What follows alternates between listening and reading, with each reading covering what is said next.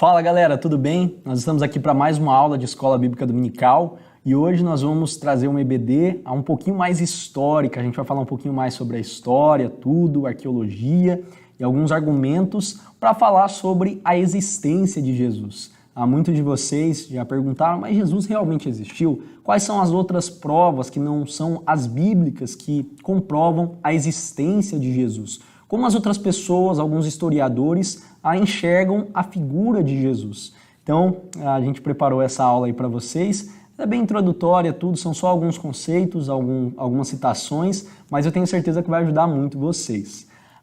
Vamos lá, vamos falar sobre a existência de Jesus.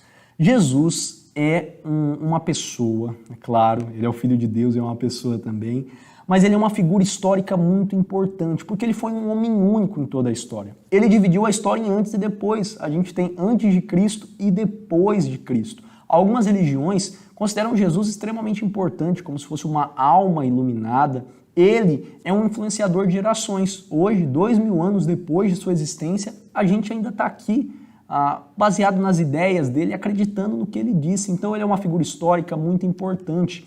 Além disso, Jesus é uma figura religiosa também. Ele, com os seus discípulos, com aquelas pessoas, influenciou o mundo de tal maneira que hoje, segundo o Instituto Pew Research Center, né, atualmente o planeta possui cerca de 7 bilhões de pessoas e aproximadamente 2,18 bilhões de pessoas que dizem professar a fé cristã. Então olha o poder de influência de Jesus. Então é uma figura, uma pessoa na história que a gente precisa estudar. Tanto que hoje, você provavelmente que está assistindo aqui, crê em Jesus como seu Senhor e Salvador e sabe da importância que ele tem para a sua vida. Então é legal a gente estudar. Então vamos lá, Jesus realmente existiu? Quais são as evidências que a gente tem para comprovar isso? Primeiro vamos para algumas provas documentais, algumas citações. Existem diversas citações em documentos de autores judeus e romanos sobre Jesus. Vejamos alguns, eu vou dar aqui alguns exemplos. Mas o interessante é que tem pessoas que eram cristãs que escreveram sobre Jesus, e a gente não desconsidera a prova documental de pessoas religiosas, mas a gente também tem judeus e romanos que não acreditavam nas afirmações de Jesus, em quem ele dizia ser, e mesmo assim a gente tem citações sobre ele. Cornélio Tácito, por exemplo, e de Imperador Trajano, Flávio Josefo e tantos outros. Olha aí na tela o tanto de citações que nós temos a respeito de Jesus. Vamos falar sobre algumas. Por exemplo, a de Luciano, que viveu lá no século II e escreveu sobre Cristo, o homem que foi crucificado na Palestina porque introduziu esse novo culto. Luciano não era cristão, ele só escreveu, relatou sobre a influência do cristianismo, da nova forma de culto lá na época e no ambiente em que ele vivia. Flávio Josefo, um dos mais importantes historiadores judeus, ele vai falar sobre Tiago. Quando ele está se referindo a Tiago, ele vai falar o irmão de Jesus que era chamado Cristo. Flávio Josefo não era cristão, ele era judeu. Plínio, o jovem, lá nas suas epístolas de 1096, ele registrou algumas práticas de adoração da igreja, incluindo o fato que Jesus era adorado como próprio Deus, incluindo referências à Santa Ceia e a banquete e o amor que tinha naquela comunidade. Plínio, o jovem. Júlio Africano, em uma discussão com o historiador Talo, ele cita o dia da crucificação, e ele relata que as trevas tomaram conta dos céus após a morte de Jesus. Então, alguém que não acreditava em Jesus relatou o dia da sua crucificação e disse que o céu se cobriu de trevas, assim como está lá no relato bíblico, alguém de fora. E qual que é a conclusão documental histórica? Esse estudo ele não é baseado no que eu só pesquisei, mas sim foi baseado em alguns livros. E aí o resumo vai dizer o seguinte: em resumo, eles nos informam que Jesus, isso aqui é uma conclusão documental histórica, existe um grande consenso de que Jesus realmente existiu. Então a gente crê, e a academia, mesmo as pessoas que não creem em Jesus como uma figura religiosa, como Filho de Deus, todo mundo tem um consenso em dizer que Jesus era de Nazaré, que ele viveu de modo sábio e virtuoso, que ele foi crucificado na Palestina sob Pôncio Pilatos, durante o reinado de Tibério César, na época da Páscoa, sendo considerado o rei dos judeus. Segundo seus discípulos, ele ressuscitou dos mortos depois de 3 dias. Seus inimigos reconheceram que ele realizou feitos em comum, alguns até chamaram de feitiçaria. Na Bíblia a gente tem o relato dos milagres e das curas. E o seu pequeno grupo de discípulos se multiplicou e se espalhou até Roma. Seus discípulos pregavam o culto somente a Deus. E essa descrição que a gente tem documental histórica é muito semelhante aos registros do Novo Testamento. Então, olha que legal essa conclusão documental histórica que a gente tem na academia, comprovando assim a existência de Jesus e que ele realmente foi aquilo e quem as escrituras falaram que ele foi. E aí a gente tem uma evidência arqueológica também. Acharam um ossuário de Tiago, aqui é uma prova da arqueologia, e na inscrição está escrito em aramaico e está escrito irmão de Jesus. Isso daí está lá no museu. A gente também tem algumas evidências racionais que também são super importantes e nos dá mais subsídio, dá mais constância para a nossa fé, dá mais razões para a gente acreditar. Primeiro, os evangelhos, eles apresentam uma visão nos pontos principais muito igual a respeito de Jesus, da cultura e da geografia. E a gente tem alguns pontos de vista diferentes, mas a mensagem do evangelho ela é igual. Por exemplo, nos evangelhos, Mateus, Marcos e Lucas, que são os sinóticos, a gente tem alguns pontos sendo mais destacados que outros. Por quê? Se a gente, por exemplo, você soube que teve um acidente, você vai conversar com as pessoas, cada um vai falar de uma maneira, cada um estava sobre um ângulo, um ponto de vista, mas todos eles vão relatar o fato principal. E assim também a gente tem isso o relato dos evangelhos. Então, Mateus vai dar uma ênfase maior por conta da sua criação, porque no próprio processo de inspiração do Espírito Santo sobre os homens que escreveram a Escritura, Deus respeitou a língua, Deus respeitou a criação daquele escritor, as experiências e a maneira que ele tinha de enxergar o mundo. Então, Mateus, Marcos e Lucas, eles tinham públicos diferentes e eles também tinham visões diferentes, mas os pontos principais são os mesmos. E outra coisa, não faria sentido para os judeus mentirem a respeito do Messias, porque eles estavam sobre o domínio do Império Romano e eles estavam esperando a figura libertadora. Então, por que alguém iria arriscar a sua vida se não fosse realmente o Messias, o Filho de Deus? Por que ele colocaria a sua vida em risco para seguir o Messias, sendo que aquela pessoa é só mais uma, é comum? Não faz sentido.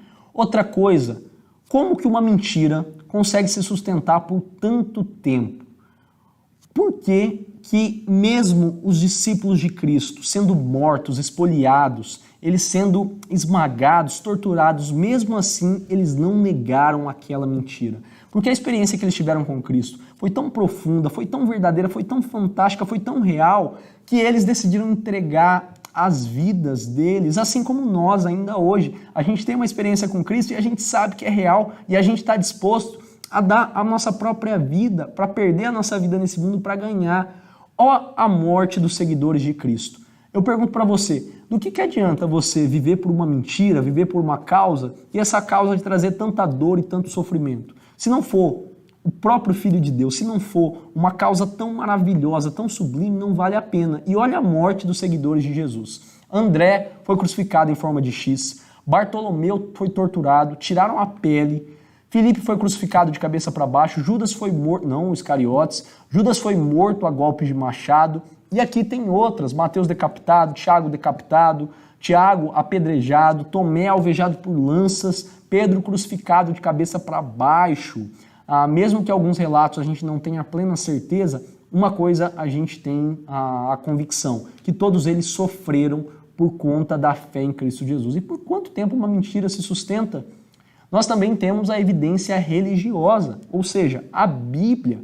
A principal fonte cristã que nós temos da existência de Jesus é a própria Bíblia. E a Bíblia, ela tem um valor documental histórico que também precisa ser reconhecido. Por exemplo, você sabia que para a gente, na história, para os padrões históricos, para a gente considerar um documento como válido de uma existência de determinado século e tudo, a gente tem que seguir vários critérios. E, por exemplo, a Bíblia tem muito mais evidências da sua veracidade e da sua comprovação do que, por exemplo, os escritos de Sócrates. Você sabia disso? A Bíblia, do ponto de vista histórico, documental, ela tem muito mais evidências que realmente foram escritas naquela época, que realmente dizem a verdade, do que os escritos, por exemplo, de alguns filósofos. Então, todos os evangelhos vão registrar onde Jesus foi, o que ele fez, com quem conversou. E esses textos são uma prova da existência de Jesus também. Então, Jesus resistiu? Olha a conclusão de Craig Blomberg. Esse nome mesmo aí. Quando combinamos todo esse antigo testemunho não cristão de Jesus, há material mais do que suficiente para refutar um mito persistente que ainda existe em alguns círculos de que Jesus jamais existiu. Ou seja, há material mais do que suficiente para realmente falar Jesus realmente existiu. E isso de material e de testemunho de não cristãos. Olha que interessante isso.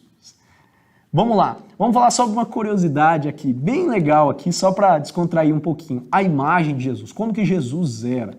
Será que Jesus era aquele europeu de cabelos brancos, cabelos claros, né? Com uma barba assim bem feita, certinha, com os olhos claros, igual um europeu? Claro que não. Um judeu semita daquela época, ele tinha características europeias? Não, isso é uma imagem fictícia, é uma imagem baseada nos padrões do Ocidente. Isso era uma técnica muito comum. Por isso que você vai ver que nas pinturas, por exemplo, dos reis franceses, ingleses, todos eles são de certa forma parecidos, porque até o ideal daquela época era muito voltado para os próprios padrões eurocêntricos. Então, todo personagem histórico vai ser retratado como isso. Um exemplo que a gente tem é Agostinho de Hipona. Agostinho de Hipona era negro. E muito da teologia retrata ele como branco e tudo. Então é uma imagem ocidental. Qual que era a provável imagem de Jesus? Aqui é só provável, gente, tem vários estudos e é só uma curiosidade. Eles reconstruíram um modelo de um judeu do primeiro século e esse foi o resultado. Então esse está aí o resultado, a cor dos olhos, da pele e o formato do cabelo são impossíveis de serem retratados, a gente não tem como saber. Mas essa ilustração é uma possível suposição de uma imagem de um judeu do primeiro século. O sol era quente, então a pele deles era extremamente castigada. Aqui é só uma curiosidade, gente. Mas vamos lá. E a ressurreição? Tá, Lucas, você está falando, e é verdade, você mostrou aí diversos documentos e provas históricas de não cristãos que Jesus realmente existiu, e a gente ainda tem a Bíblia para comprovar isso. Mas e a ressurreição? Tá bom, Jesus pode ter existido mesmo, influenciou a história, mas e a ressurreição? Será que não foi algum tipo de farsa? Será que os discípulos não estavam tentando vender uma ideia, uma causa? Olha o relato de Flávio Joséfo. Olha esse relato. Eu vou ter que ler ele inteiro porque ele é muito bonito. Nesse mesmo tempo apareceu Jesus, que era um homem sábio, se todavia devemos considerá-lo simplesmente como um homem. Tanto suas obras eram admiráveis. Ele ensinava os que tinham prazer em serem instruídos na verdade e foi seguido não somente por muitos judeus, mas mesmo por muitos gentios. Ele era o Cristo. Os mais ilustres da nossa geração acusaram-no perante Pilatos e ele fê-lo crucificar. Os que haviam amado durante a vida não o abandonaram depois da morte. Ele lhes apareceu ressuscitado e vivo no terceiro dia, como os santos profetas o tinham predito e que ele faria muitos outros milagres. É dele que os cristãos que vemos ainda hoje tiraram o seu nome. Então, olha esse relato de Flávio Joséfo, um historiador judeu. E outra coisa, se a ressurreição fosse um mito, ele seria muito... Esse mito, essa propaganda foi muito mal projetada para os padrões daquela época. Ninguém fez um curso de administração, de mídias digitais, tudo para alcançar o seu público, para falar exatamente o que o seu público quer ouvir. Por quê? Ninguém aceitava primeiro a teoria da ressurreição. Segundo, ninguém aceitava o testemunho das mulheres. E quem foram? Quem foram as primeiras pessoas que viram Jesus ressuscitado? As mulheres. E outra coisa... um mito, ele se desmorona com séculos tudo, e a ressurreição de Jesus até hoje está viva. E outra coisa, se quer acabar com o mito da ressurreição, mito entre aspas, é claro, né? Por que eles não acharam o corpo? Os próprios fariseus buscaram encontrar, como o relato bíblico diz. Se eles tiveram achado o corpo, com certeza acabariam os rumores da ressurreição. Então, poderiam ter a ressurreição, o relato, o testemunho do cristianismo poderia ser abafado simplesmente por eles terem encontrado o corpo. E até quando uma mentira se sustenta? A igreja primitiva sofreu diversas perseguições. Os cristãos eram jogados no Coliseu, nas arenas, eles eram devorados por animais ferozes, eram apedrejados, eram crucificados, tudo. Mas mesmo assim, eles seguiam a Cristo e não abandonavam. Por quê? Porque essa não é simplesmente uma ideia, não é simplesmente... Jesus não foi simplesmente uma pessoa comum, não, ele era o próprio Filho de Deus que veio para nos salvar. E até quando uma mentira se sustenta? Mais de 200 milhões de cristãos ainda hoje são perseguidos, são fuzilados, têm os seus pescoços. A gente às vezes recebe aqueles vídeos tão tristes de cristãos sendo degolados com faquinhas de serra, faca de cozinha que você tem em casa, mas mesmo assim eles não negam porque eles creem no que Jesus disse. E por que o cristianismo não acaba? Porque mesmo depois de tanta perseguição, mesmo depois de tanta opressão, mesmo depois de, ainda hoje, 200 milhões de cristãos sendo perseguidos, por que o cristianismo não acaba? Por quê? Fica o questionamento para você. Tá bom, Lucas, eu entendi os seus argumentos, eu entendi, meus não, né, do estudo, mas o que isso afeta a minha vida? Tá bom, legal, bem legal, parabéns pela pesquisa e tudo, mas isso daí, você no seu canto, eu no meu, os cristãos num canto e eu no meu, a igreja aqui e eu aqui. Não, isso afeta totalmente a sua vida, totalmente. Veja as afirmações que Jesus fez há 2000 anos atrás. Jesus disse que ele é o pão da vida. Ele disse que a gente tem uma fome dentro de nós que não pode ser saciada com coisas, relacionamentos, diplomas, bens materiais ou qualquer outro projeto. Ele é o pão que sacia. Ele diz que ele é a luz do mundo, ou seja, se ele é a luz, ele é a verdade, e tudo que não condiz com o que ele diz, tudo que não está ligado e conforme como ele pensa, é mentira, a escuridão é trevas. Ele é o grande eu sou, e essa afirmação ela é muito importante. O nome de Deus, lá em Êxodo 3, na revelação a Moisés, Deus se revela como eu sou o que sou. Então Jesus está falando que ele é o próprio Deus, criador dos céus e da terra. Num quarto momento, Jesus diz que ele é a porta para entrar, que ele é o caminho, que ele é a salvação. Jesus diz que ele é a ressurreição e a vida, e que existe vida após essa existência, existe vida após morte. E ele diz que ele é o único caminho para se achegar a Deus. Então, olha a gravidade das afirmações que Jesus faz. Olha como a gente deve ter atenção ao que Jesus diz que ele é. Porque se ele diz tudo isso, a gente entra numa encruzilhada.